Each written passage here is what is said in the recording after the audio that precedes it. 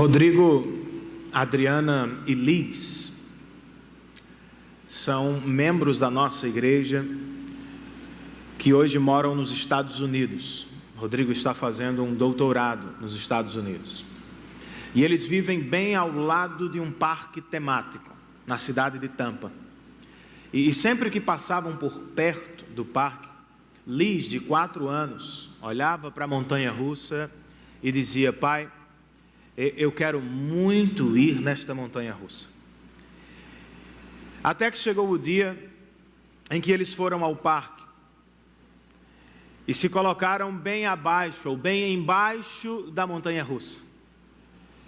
Foi quando ela comunicou aos seus pais: vai ficar para a próxima. Faz barulho demais, papai.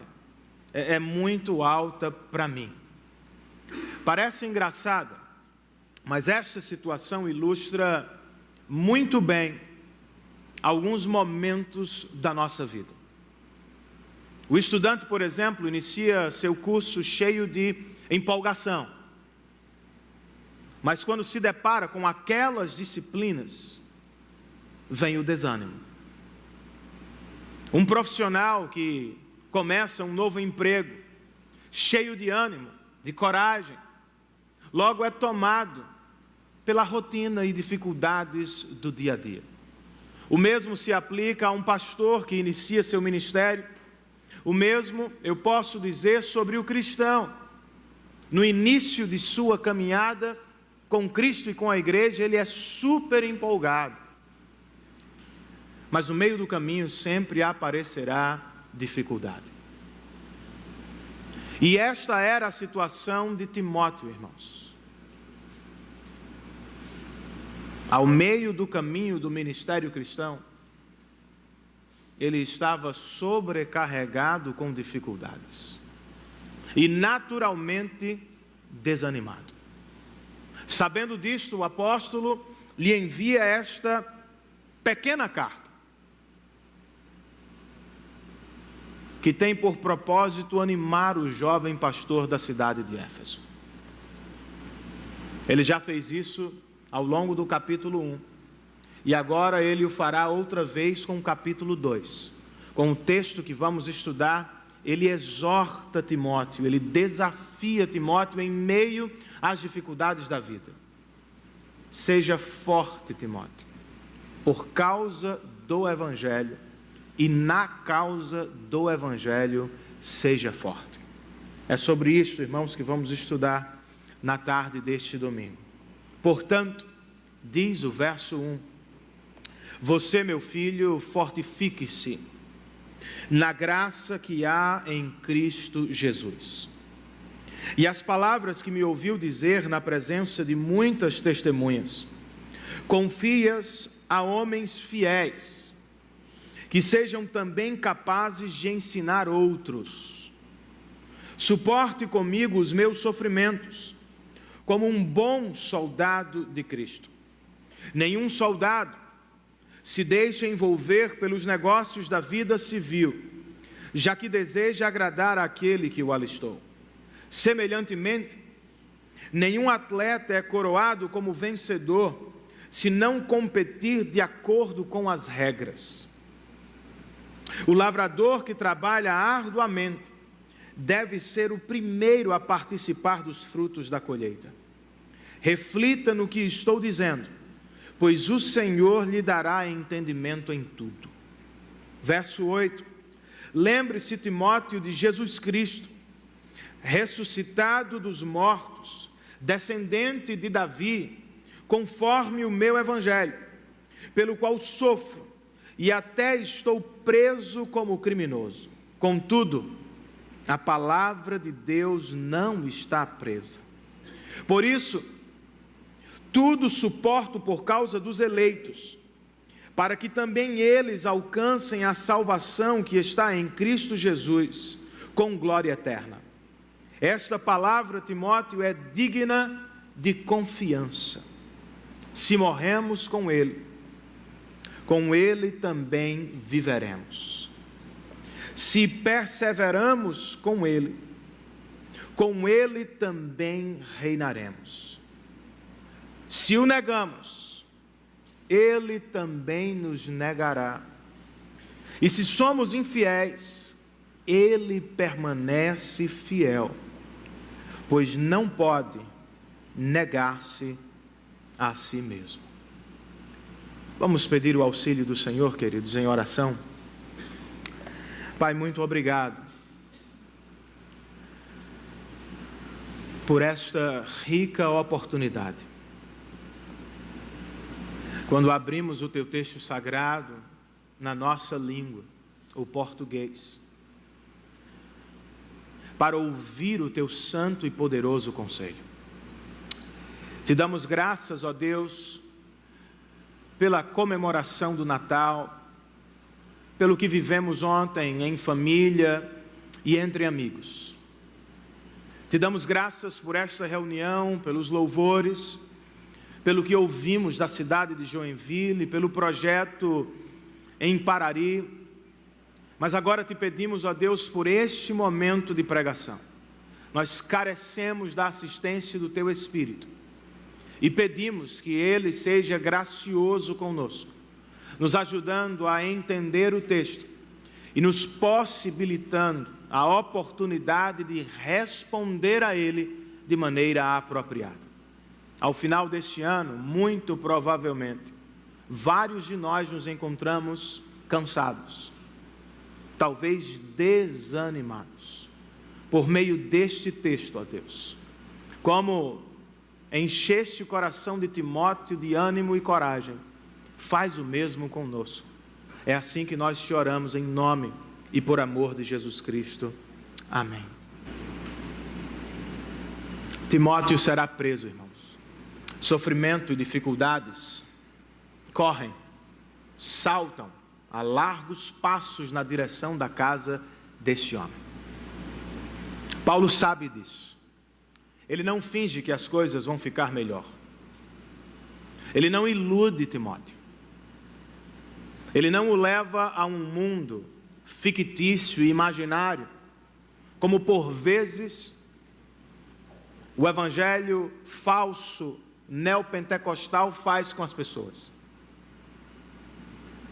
Ao contrário, Paulo fala abertamente sobre o que está vindo na direção de Timóteo.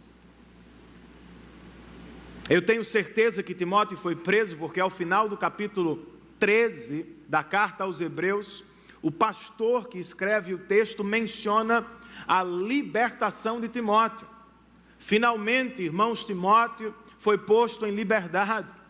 Louvemos a Deus por isso. Ele será preso. Mas por parte de Paulo não será enganado. O apóstolo está encorajando seu filho, preparando-o para sofrer por causa do evangelho. Ele fez isso inicialmente quando o exortou: Timóteo, não esqueça do evangelho de Jesus Cristo. Ele fez isso depois, com o texto que estudamos semana passada: Timóteo, não se envergonhe do evangelho de Jesus Cristo.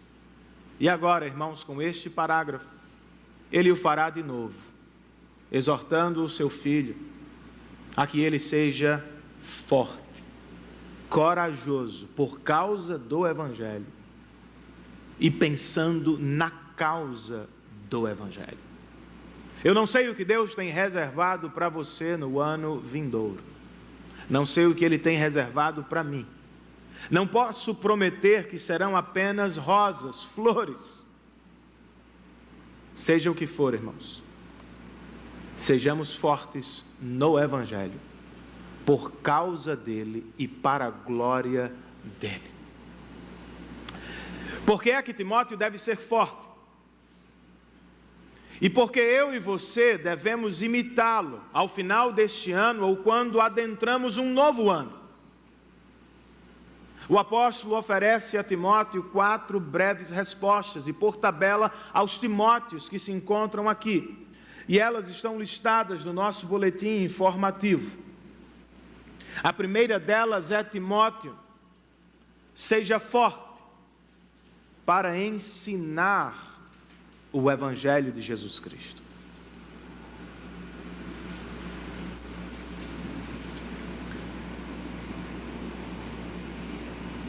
Antes, porém, de ensinar, irmãos, o apóstolo diz a Timóteo no verso 1, portanto, você, meu filho, fortifique-se. A conjunção conclusiva nos leva a pensar nos personagens da última mensagem.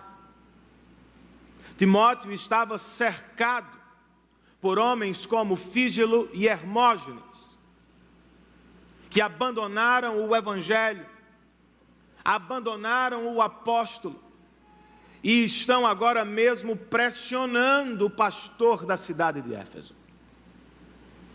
Eram eles um péssimo exemplo de cristãos. Portanto, Timóteo, não seja como eles. Você imite Onesíforo. Fortifique-se na graça que há em Cristo Jesus. Ao mesmo tempo, este verso serve de transição. Ele nos faz olhar para o parágrafo passado, mas ele também nos prepara para o que vem a seguir. Timóteo deve ensinar o Evangelho a outros. Antes de ensinar a outros, Paulo diz, fortifique-se. John Stott, comentando o texto, diz que tal exortação soaria absurda aos ouvidos de Timóteo, do tímido Timóteo, se não houvesse a continuação da graça.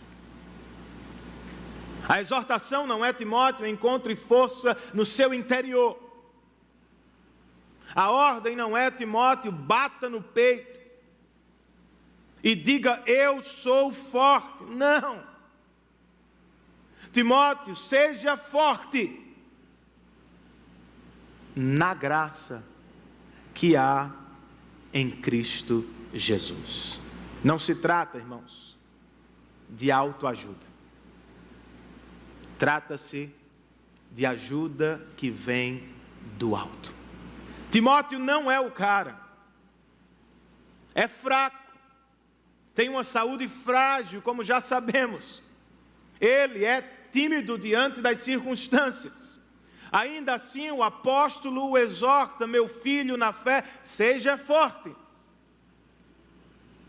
Na graça que há em Cristo Jesus. Isto é, humildemente reconheça sua necessidade e dependa da graça do Senhor.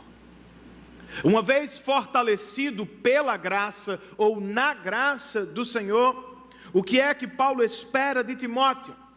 Sucessão apostólica bíblica, irmãos. E as palavras que me ouviu dizer, na presença de muitas testemunhas, confias a homens fiéis que sejam capazes também de ensinar a outros.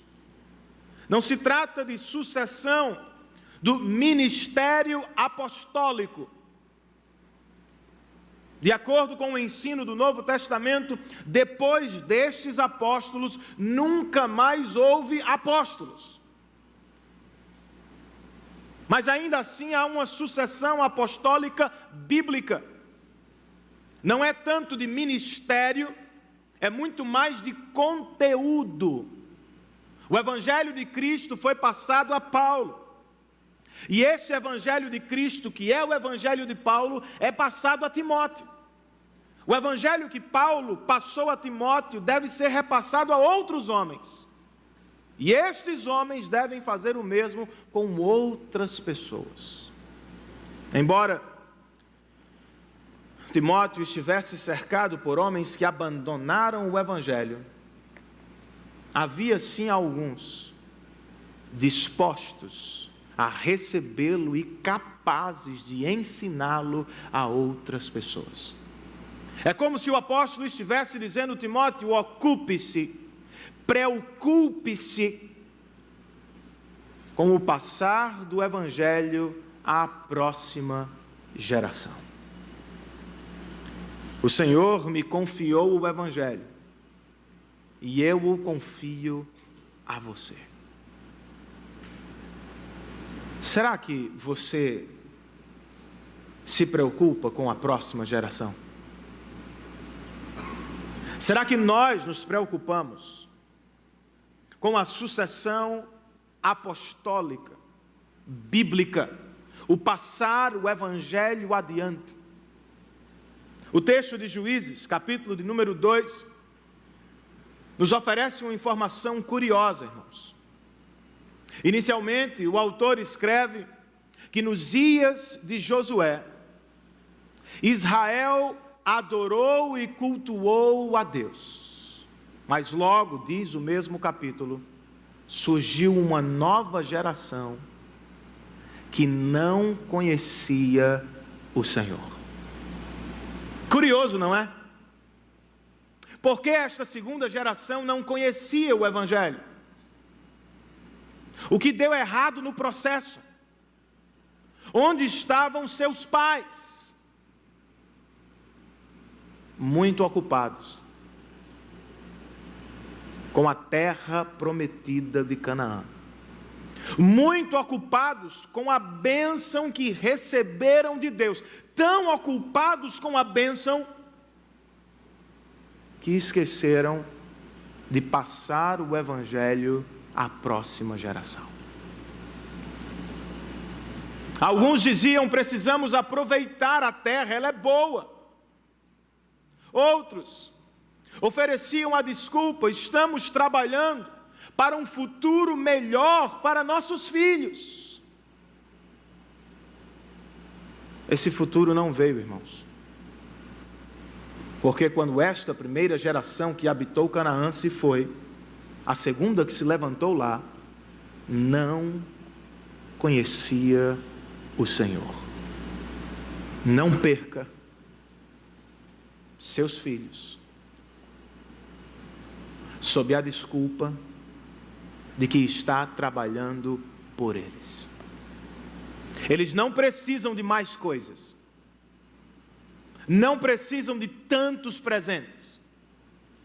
O que os nossos filhos e a próxima geração mais precisam é do Evangelho de Jesus Cristo, irmãos. Eles precisam desde crianças saberem que são pecadores e ao mesmo tempo conhecerem a boa notícia do Evangelho. Deus enviou seu Filho para morrer no lugar deles, a fim de salvá-los eternamente da ira divina. Mas onde, Renan? Ou como encontramos força para ensinar o Evangelho à próxima geração, para levar a sucessão apostólica adiante em meio a tantas dificuldades? A resposta de Paulo é: seja forte, Timóteo, na graça que há em Cristo Jesus. Eu sou forte, irmãos, quando reconheço que sou fraco. Eu sou forte quando humildemente oro: Senhor, eu não consigo, eu não tenho, mas eu creio que Tu tens tudo o que eu preciso para viver a vida cristã. O cristão não é um super-homem, uma mulher maravilha. Ele não é autossuficiente. Ele não é melhor do que os outros. Ele é igualmente pecador e ele vive no mesmo mundo caído. Portanto, ele desanima, ele enfraquece, ele sofre, ele duvida, ele questiona. Mas quando o cristão se coloca de joelhos diante de Deus e clama, irmãos, o que ele escuta do Evangelho é a graça de Deus disponível para você. A graça não é apenas a porta de entrada no reino, eu costumo dizer. A graça, irmãos, é o que nos mantém dentro dele e é o que nos leva até o final. Fortifique-se, Timóteo, na graça disponível em Cristo Jesus.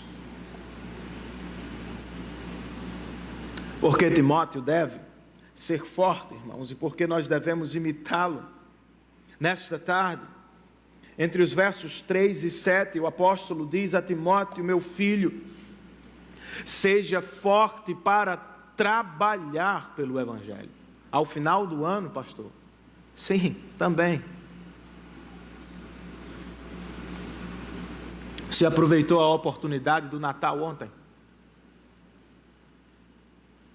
Repartiu o Evangelho?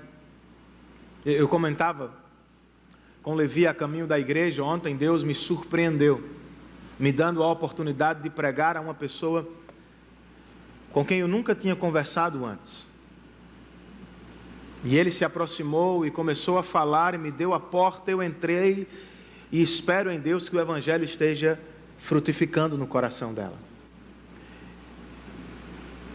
Nestes versos nós encontramos 3 metáforas, irmãos, e um único propósito: fortalecer o cristão envolvido na obra do Evangelho.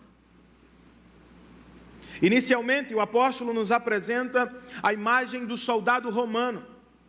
Versos 3 e 4, ele diz a Timóteo: suporte comigo os meus sofrimentos como bom soldado de Cristo Jesus. Isto é, Timóteo, não se surpreenda, não se aproxime da obra de Deus esperando sombra e água fresca. Se aproxime da obra de Deus como um soldado vai à guerra. Espere sofrimento, espere dificuldade, venha sabendo que você vai enfrentar, e enfrente assim. Nenhum soldado se deixa envolver pelos negócios da vida civil, já que deseja agradar aquele que o alistou. O que é isso, irmãos? Em uma palavra: foco. Se Timóteo quer ter algum êxito na obra do Evangelho, como em tudo na vida, ele precisa ter foco. Ele precisa dizer não a muitas coisas, porque já disse sim a uma única coisa. Ele precisa perceber o que é mais importante e não se perder no que não é tão importante. Trabalhe com foco, Timóteo. Do soldado, ele nos leva à imagem do atleta grego. No verso de número 5, ele diz: semelhantemente, nenhum atleta é coroado como vencedor se não competir de acordo com as regras. Quais eram as regras? Bryan Chapell, comentando o texto, ele diz que muito provavelmente Paulo tem em mente aqui a maratona. E antes de se apresentar para correr, o atleta deveria provar que durante 10 meses ele se preparou para a maratona. Tratava-se de um espetáculo e todos deveriam estar devidamente prontos para correr. O mesmo Bryan Chapell diz com a ilustração: é como se Paulo estivesse dizendo: Timóteo, a obra de Deus requer disciplina. Nenhum atleta é coroado sem disciplina. Nenhum cristão terá bom êxito no ministério que recebeu do Senhor sem disciplina. Um soldado, um atleta, e por fim ele nos apresenta um trabalhador rural, irmãos, um lavrador. De acordo com ele, o lavrador que trabalha arduamente deve ser o primeiro a participar dos frutos da colheita. Não é só no campo que o homem trabalha arduamente. Na obra do Senhor, diz Paulo, você deve labutar, deve dar duro, Timóteo. na certeza de que haverá sim uma colheita. Depois das imagens, irmãos, ele fecha este parágrafo com um equilíbrio muito interessante. Ele diz no verso 7, reflita, Timóteo, no que estou dizendo, pois o Senhor lhe dará entendimento em tudo. Se Timóteo quer mesmo ter algum sucesso na obra do Senhor, ele precisa refletir, estudar, pensar, ponderar. Ele precisa buscar de Deus entendimento. Mas de maneira curiosa, diz o apóstolo, não é Timóteo que chega ao entendimento. Ele reflete, estuda, busca. É Deus quem dá a Timóteo entendimento. Como, irmãos, à luz deste parágrafo, nós trabalhamos na causa do Evangelho? Eu diria inicialmente que nós trabalhamos com a mente. Não há como trabalhar na obra do Senhor sem usar o pensamento. Contudo, muitos são aqueles que não querem trabalhar arduamente no conhecer ou estudar a palavra de Deus. No entanto, se queremos alguma colheita na vida cristã, irmãos, nós precisamos dar duro no estudo da palavra de Deus, como lavrador. Precisamos ser disciplinados no estudo e na oração, como o atleta. Precisamos ter foco para conhecer a Deus, estudar o Evangelho. Nós precisamos ter foco. Eu e você temos muitos afazeres. E eu não estou falando apenas de cuidar de filhos, de realizar o meu trabalho. Nós nos ocupamos demais com outras coisas. Os hobbies tomam muito tempo, irmãos, e levam também muito dinheiro. Eu e você podemos ter alguns, não muitos, eu diria, e não investir todo o nosso tempo extra fora do trabalho com eles. Porque como conheceremos o nosso Salvador, irmãos? Você me pergunta, Renan, por que algumas pessoas crescem mais na vida cristã do que outras? Simples. Elas se dedicam mais. O Dr. Stott, comentando o texto, diz: algumas pessoas passam a semana brincando com suas tolices e fazendo carinho em seus pecados, e quando se aproximam do altar no domingo, clamam por bênçãos espirituais. Ele diz: não vão recebê-las. Quem recebe bênção espiritual aos domingos é quem passa a semana plantando na terra do Espírito, diz Stott.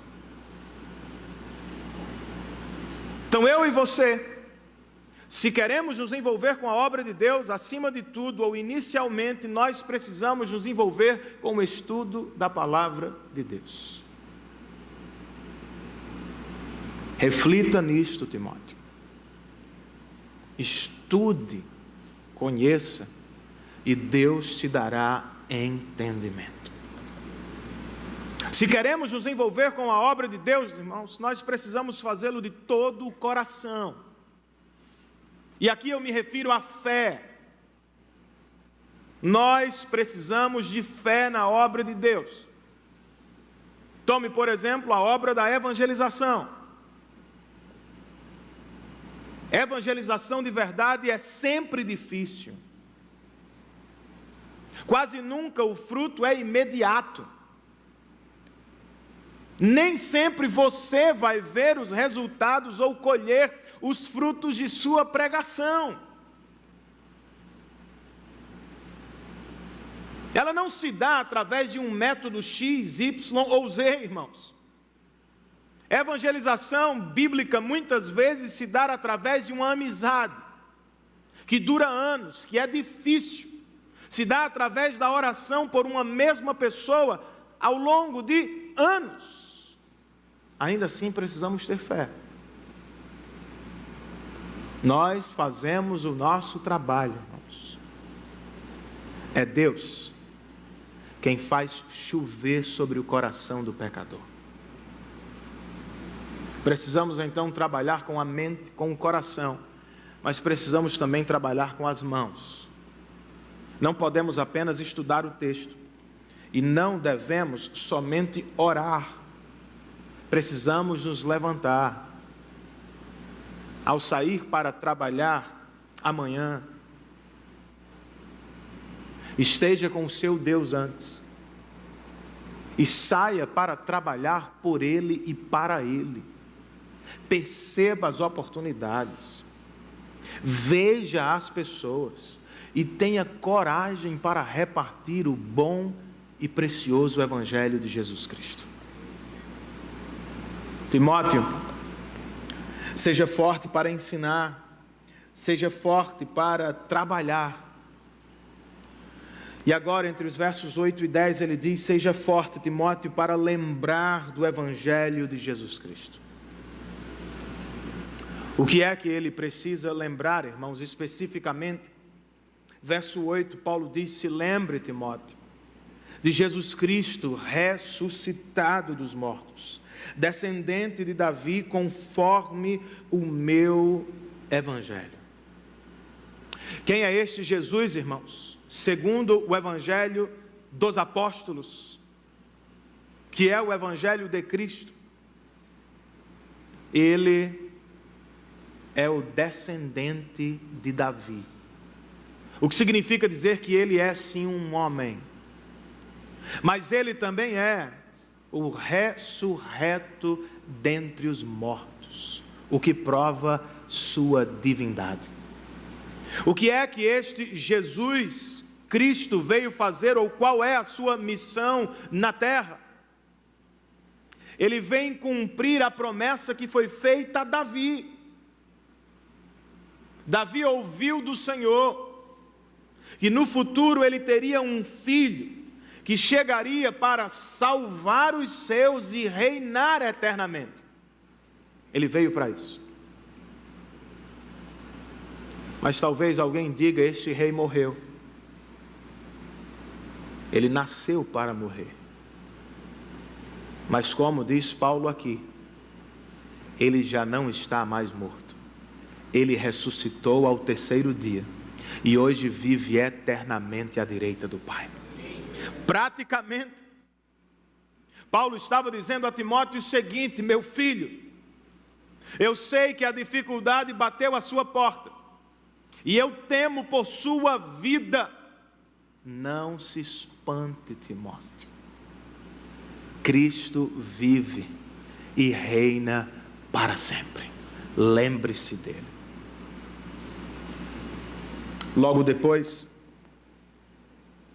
no verso 9, Paulo diz: pelo qual, pelo Evangelho, sofro, e até estou preso como criminoso. Contudo, a palavra de Deus não está presa.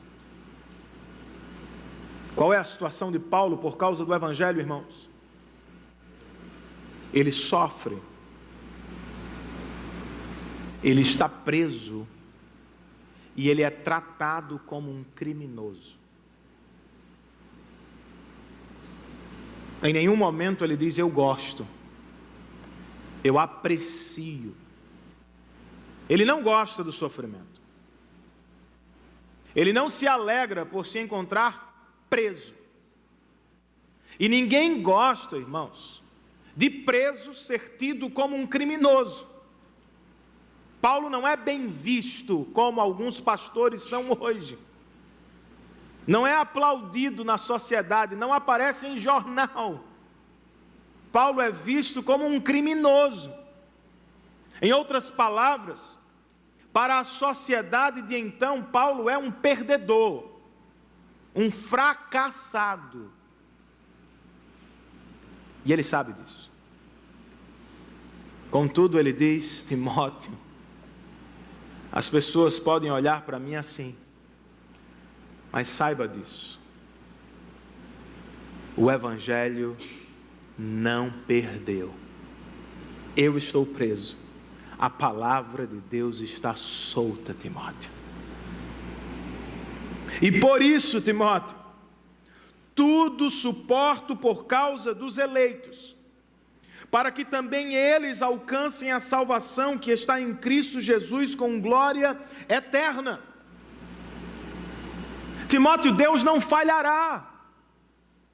Deus tem um povo, Timóteo. Foi por este povo que Cristo morreu, Timóteo. Ele não falhou na promessa, não falhou no cumprimento dela, e não falhará no caminho da glória. Este povo por quem Cristo morreu, chamado eleito, chegará à glória eterna do Pai. Não tenha dúvida, Timóteo. Ao contrário, sofra comigo por causa deles. Não que o Evangelho, ou não que o sofrimento de Paulo fosse a salvação dos eleitos. Não é isso. O que Paulo está dizendo é: Timóteo, vale a pena sofrer para levar o Evangelho aos eleitos de Deus. Será que vale mesmo? Esta era a pergunta que Timóteo se fazia, provavelmente. Vale mesmo a pena? Sofrendo pressões externas e internas, irmãos. Doutrinas heréticas dentro da igreja, perseguição política fora da igreja. Timóteo estava encurralado. Em algum momento ele se viu como um perdedor. Eu fracassei como pastor da igreja. E talvez ele tenha temido pelo fim da igreja em Éfeso. Com esta avalanche de perseguição, a igreja vai acabar. Talvez você já tenha se sentido assim também. Ou quem sabe, é assim que você se encontra hoje, sentindo-se um perdedor. Você não conseguiu conquistar o que queria em 2016. Quem sabe você foi preterido no trabalho. Talvez você tenha fracassado em casa, assinado um divórcio. Ou talvez tenha mergulhado em um buraco negro e sujo de pecado. E hoje você está aqui se sentindo um perdedor, um fracassado ao final deste ano. Qual é a mensagem do Evangelho para você, Timóteo? Por causa de Cristo, somos mais do que vencedores para a glória de Deus. As pessoas podem olhar para você como se você fosse de fato um perdedor. Você mesmo talvez se enxergue assim dentro de alguma circunstância da sua vida. Mas quando Deus olha para você, por meio de Cristo Jesus, não é assim que Ele o enxerga.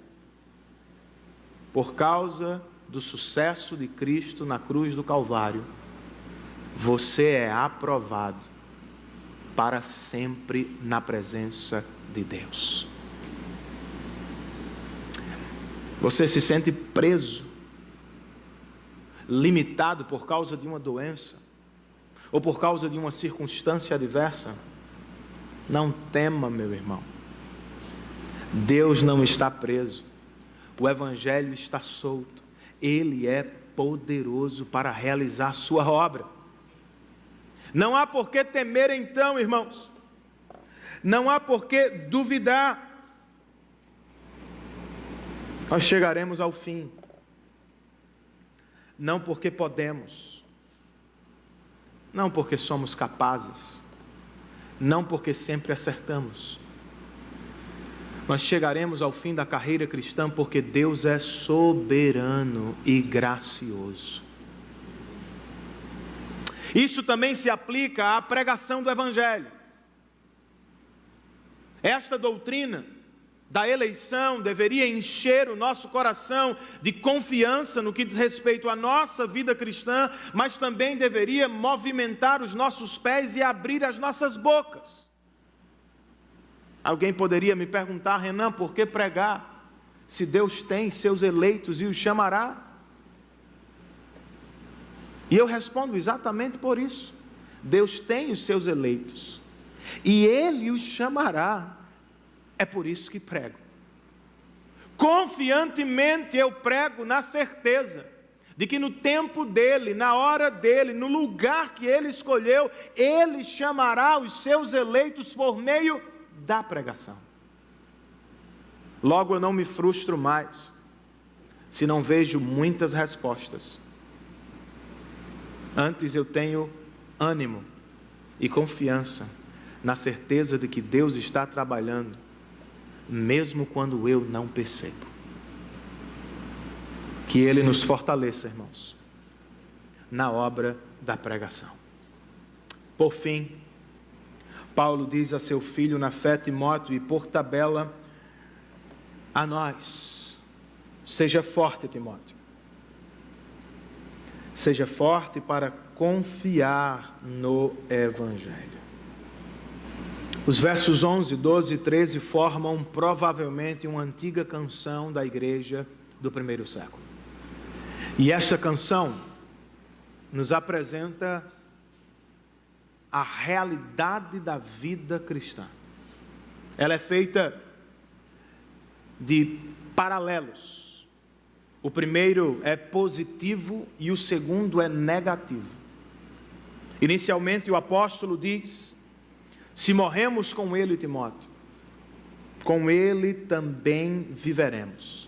E se perseveramos, obviamente que com Ele, paralelo, com Ele também reinaremos. Esta é a realidade, irmãos, da vida cristã. Jesus nunca enganou ninguém. São os falsos profetas que o fazem hoje. Quando Pedro disse para ele: Senhor, não, tu não podes ir a Jerusalém, eles vão te matar lá. Mateus 16, Jesus disse para Pedro: você quer me acompanhar? Quer ser meu discípulo? Negue-se a si mesmo. Tome a sua cruz, Pedro, e depois siga-me. Este é o chamado do Evangelho, irmãos. É um chamado para a morte. A morte de si mesmo. A morte do meu egoísmo. A morte dos meus planos. A morte da minha vida em si mesmada. E isso não acontece uma única vez como alguém pensa. Eu aceitei a Cristo. Me arrependi uma única vez, morri uma única vez. Paulo diz: não. Se perseveramos, sugere que o caminho do Evangelho é um caminho de muitas mortes. Costumeiramente eu terei de matar o meu próprio eu para viver para a glória do Senhor. E este caminho nunca foi fácil. O cristianismo autêntico nunca será fácil. Como diz R.C. Sproul, e eu já citei inúmeras vezes, a vida só começa a ficar difícil depois de Cristo. Até então eu não tenho compromisso com mais ninguém, só comigo. Mas agora eu não vivo mais para mim. Eu não vivo mais segundo os meus desejos e para a realização dos meus sonhos. Eu vivo morrendo a cada dia, negando a mim mesmo todas as manhãs a fim de viver para Ele, na família, no trabalho e na escola. E isto não é fácil, irmãos. Mas a promessa é gloriosa. Se morremos com Ele, Timóteo, com Ele também viveremos. E se sofremos com Ele de maneira perseverante, com Ele reinaremos no reino eterno do nosso Pai. De maneira negativa, o apóstolo canta: se o negamos, Ele também nos negará. E se somos infiéis, Ele permanece fiel, pois não pode negar-se a si mesmo. E antes que você dê glória a Deus por causa da fidelidade de Deus, perceba que no texto, ou neste paralelo, como explica William Hendrickson, a fidelidade de Deus significa que Ele abençoará os que forem fiéis e perseverantes, e negará os que negarem o Evangelho. Ele não está dizendo vivam de qualquer maneira, e ainda assim eu serei fiel a vocês. Não, Ele será fiel primeiro a si mesmo. E isso significa, se vocês forem cristãos de verdade, vocês vão perseverar, vão cambalear, vão subir e descer, mas vão perseverar, e eu garanto o final de vocês. Mas se forem falsos, vocês vão apostatar, negando-me para sempre. E o que vocês devem esperar de mim? Fidelidade. Eu serei justo. Será que Timóteo tem, ou Paulo tem dúvidas sobre a salvação de Timóteo, irmãos? Claro que não. No capítulo 1 ele disse a Timóteo: a tua fé não é fingida, Timóteo. Eu tenho certeza de que a fé genuína habita o teu coração. Ele acabou de nos falar sobre a doutrina da eleição, que prega a perseverança de Deus com os eleitos. Deus não os perderá. Mas aqui nós encontramos uma ameaça. Por quê, irmãos? Eu a chamaria de susto bom. É o susto que faz a criança correr para os braços do pai. Paulo não tem dúvida sobre a salvação de Timóteo, mas talvez Timóteo tenha. E o que é que Paulo quer através desta canção? Timóteo, ainda que você esteja cambaleando, ainda que você tenha medo, mesmo que você tenha dúvidas, corra para o Evangelho de Jesus Cristo e confie na graça de Deus. Faça o mesmo, meu irmão. Você também tem dúvidas? Você também tem medos? O diabo também acusa você? E o faz pensar às vezes que você não é um filho de Deus? Spurgeon conta que visitava um senhor de idade de sua igreja regularmente para servir-lhe a ceia. E em uma ocasião,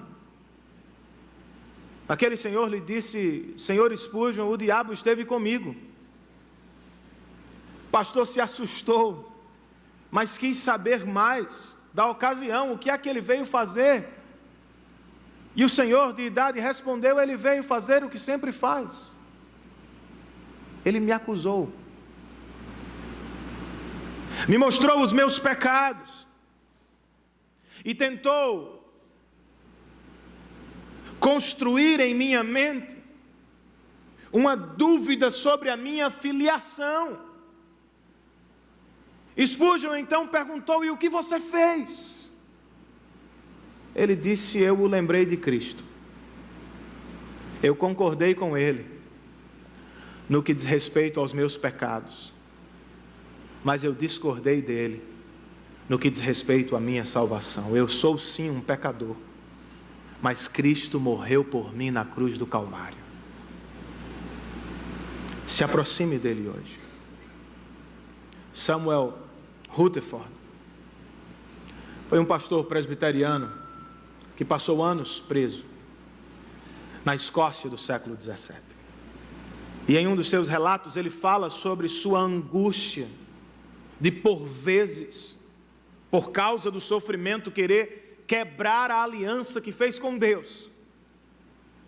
E ele se envergonhava por isso. Mas o que enchia seu coração de alegria era o fato que ele mesmo conta: Deus jamais faria o mesmo comigo. A aliança está segura no céu, onde Cristo intercede por mim eternamente. Corra para Cristo, meu irmão, e confie no precioso e bondoso Evangelho do Senhor. Aos que confessam o nome dEle, ainda que de maneira vacilante, o próprio Deus promete vida eterna e um reino de glória com o Pai. Sabe o que isso significa? Que este mundo não é o único que conhecemos. Por agora, Paulo está preso. Timóteo corre perigo. Por agora, o câncer machuca você. Por agora, uma crise abate a nossa casa. Esta não será a realidade para sempre, irmãos. Muito em breve, este mundo dará lugar ao mundo eterno de Deus, no qual nunca mais perderemos para o pecado, nunca mais choraremos por causa de uma doença, nunca mais viveremos declínios em nossa fé. Confiemos no Evangelho hoje, irmãos, e vivamos na expectativa do mundo vindouro do nosso Deus. A pequena Liz, à distância, dizia: pai, eu quero ir na montanha-russa. Mas quando enfim esteve bem perto dela, temeu. É o que por vezes fazemos. É o que talvez estejamos fazendo hoje diante de algumas circunstâncias. Para ajudá-lo, eu quero lembrá-lo acerca de outra criança, irmãos. Uma pequena garota que tinha deficiência em suas pernas. Ao despertar certa manhã, ela correu com dificuldade ao quarto de seus pais, acordou o pai e disse: meu pai, por favor, vá comprar um presente para minha mãe, é o aniversário dela. E assim o pai o fez, e quando chegou, encontrou a menina na sala, ávida por levar o presente à sua mãe. Mas havia um problema: o presente era grande, e a menina tinha dificuldades com as pernas. Com cuidado, o pai lhe disse: meu amor, você não pode carregar este presente. Ela pensou, e então sugeriu: eu tive uma ideia, pai. Que tal? Eu vou carregar o presente e o Senhor vai me carregar no colo. A vida cristã está difícil, pesada ao final de 2016. Há dificuldades que você não consegue levar sozinho. Seja forte, Timóteo, para reconhecer-se fraco e para se jogar nos braços daquele que é eternamente poderoso. Fiquemos de pé, irmãos, e adoremos ao Senhor da graça.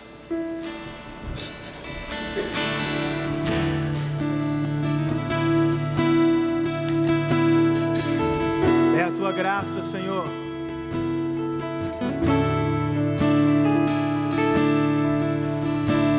Por ela fomos fomos eleitos antes da criação do mundo. Por causa dela viestes ao mundo e morrestes por nós na cruz do Calvário. É por ela, ó Deus, que estamos aqui nesta tarde de domingo. E é também por ela que viveremos mais uma semana na Tua presença. É por ela que nos levantaremos amanhã. E é também por ela que vamos dormir. É por ela, ó Deus, que somos cristãos hoje. E é por ela que estaremos eternamente na Tua presença. É por Tua graça, Senhor. Não é por nossas obras. Não é porque acertamos demais. Nem deixa de ser porque erramos muito. Somos e seremos eternamente Teus filhos por causa da Tua graça. Enche-nos por ela, ó Deus, através dela. Enche-nos de força espiritual nesta tarde,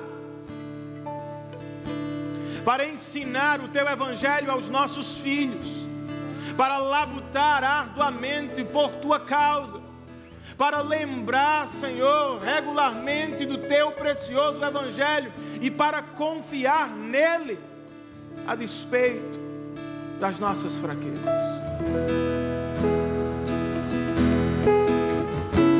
Fortalece-nos, ó Deus, na Tua graça, na graça inesgotável que há em Cristo Jesus. Fortalece o enfermo nesta tarde, que a sua fé esteja em Ti, que ele creia no Teu cuidado, que ele confie no Teu poder. Fortalece o jovem, Senhor, o adulto, o pai desempregado. Fortalece-nos na Tua graça, Senhor, por favor.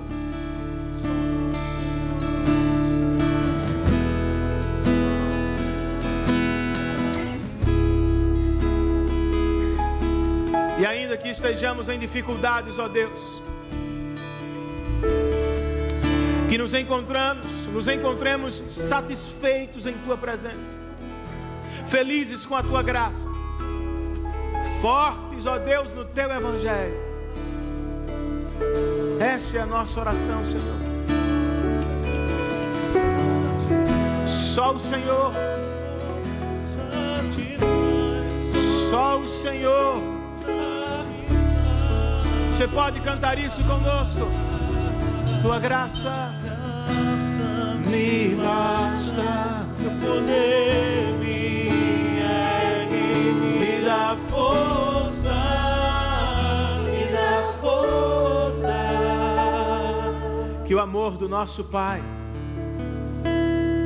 a graça salvadora e fortalecedora do nosso Senhor Jesus Cristo, a comunhão, o cuidado, a presença e o poder do Santo Espírito de Deus estejam sobre nós hoje e sempre. Todos nós, em uma só voz, dizemos amém.